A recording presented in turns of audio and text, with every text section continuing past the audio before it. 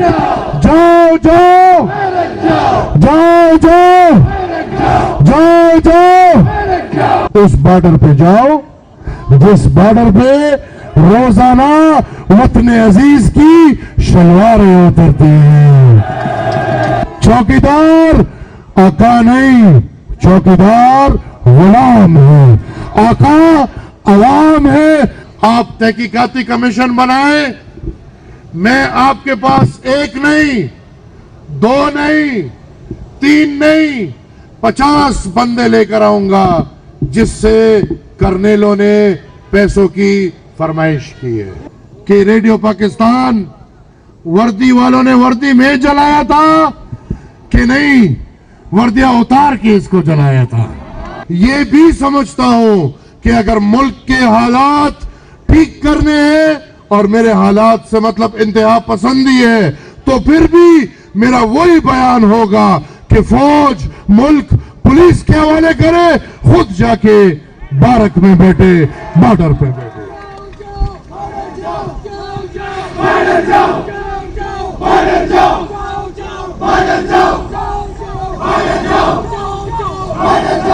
मैं ये वाजे कर दूं कि मेरी लड़ाई पुलिस से नहीं, मेरी लड़ाई पुलिस की लड़ाई है।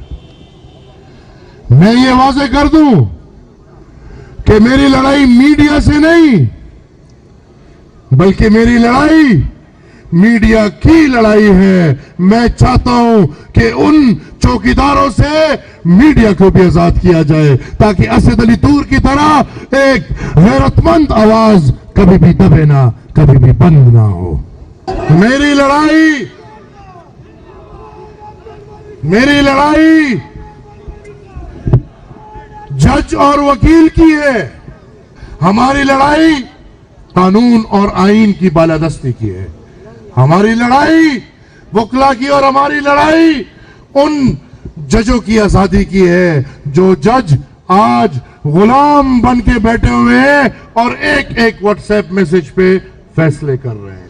अगर आप समझते हैं कि आप हमारे रास्ते रोक के हमें रास्ते से हटा देंगे, मैं ये ऐलान खुलेआम आज करता हूं, अगर अगली दफा हमारे किसी एहतजाज या हमारे किसी प्रोग्राम का रास्ता रोका गया, मैं फिर कहूंगा हमारी लड़ाई पुलिस वालों से नहीं है, फिर हमारे एहतजाज की जगह कोर कमांडर हाउस होगा। फिर मैं ये वाज़े बोलता हूं कि अगर अगली दफा हमारे रास्ते रोके गए तो फिर हम पुरअमन, हथियार हमारा पुरअमन, लेकिन पुरअमन हथियार से बादशाह खान बाबा और खुदाई खिदमतगारों ने आपके आकाओं को यहां से भागने पे मजबूर किया था। इंशाअल्लाह बादशाह खान और खुदाई खिदमतगारों की चौथी नस्ल 100 साल बाद ये अहद कर रही है कि उन्हीं अंग्रेजों की तरह अब बारी आपकी है, अभी आपको दुम दुमा के भागना पड़ेगा। और रियासत से मैं 9 मई के बारे में एक सवाल पूछना चाहता हूं। 9 मई को हर जगह पे फौजी बिल्डिंग निशाने बने। लाहौर में कोर कमांडर का घर निशाना बना, इस्लामाबाद में GHQ निशाना बना, 7 बाकी अजलाओं में फौजी मनसब निशाना बने। पुख्तनख्वा में बदकिस्मती से फौज का झंडा रेडियो स्टेशन को पहना दिया और मेरा तारीखी रेडियो स्टेशन जो बिल्कुल इस तरफ है उसको जला दिया। इसकी क्या वजह हो सकती है? अगर ये इमरान नियाजी और उसके लोगों ने किया है, तो जिन लोगों ने 9 मई को ये हरकतें की थी, आज वो लोग अस्करी पार्लियामेंट के अंदर ओथ लेते हुए नजर आए हैं। और आज उन लोगों को पुख्तनख्वा फिर से सौंप दिया गया है। अगर ये एक हकीकत था तो मैं ये नहीं समझता कि इमरान के अलावा किसी और ने ये किया होता,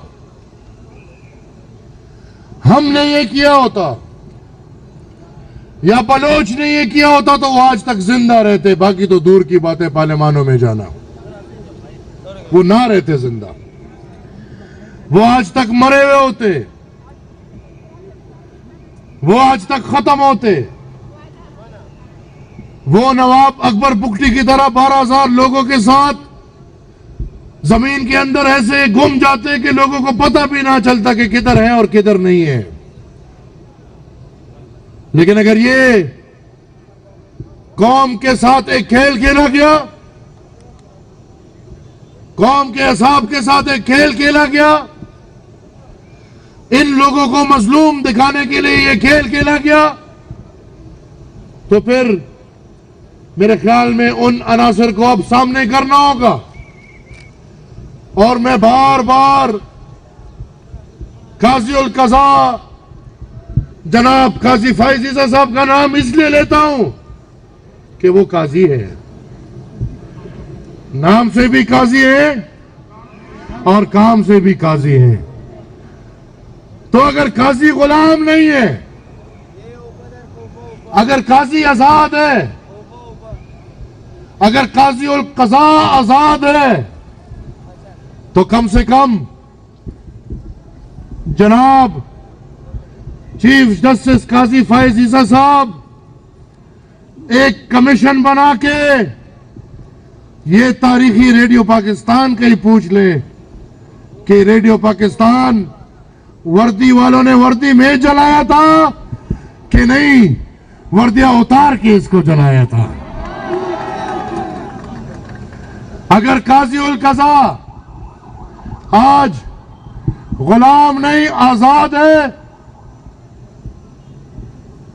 तो वो पाकिस्तान के करोड़ों आवाम की आवाज जो गूंगो बहरों को भी सुनाई दे रहे, जो पुख्तनख्वा बलूचिस्तान सिंध पंजाब हर शहर में, हर जिले में, हर सूबे में लोग अपने मैंडेट के लिए एहतजाज कर रहे हैं, काजी उल कज़ा साहब को नजर नहीं आ रहा, वो सो रहे हैं। हमने तो बड़ा नाम सुना था, हमने तो सोचा था कि काजी साहब आएंगे तो पता नहीं वो भी पाकिस्तान में वो करेंगे जो हमने हाफिज साहब से तवक्को रखी थी। लेकिन हाफिज साहब के होते हुए जो गंद हुआ, अगर ये गंद काजी साहब ने भी कर लिया तो फिर तो पाकिस्तान का खुदा ही हाफिज है। मैं मुतालबा करता हूं काजी साहब से कि कमीशन बनाए, तहकीकाती कमीशन बनाए।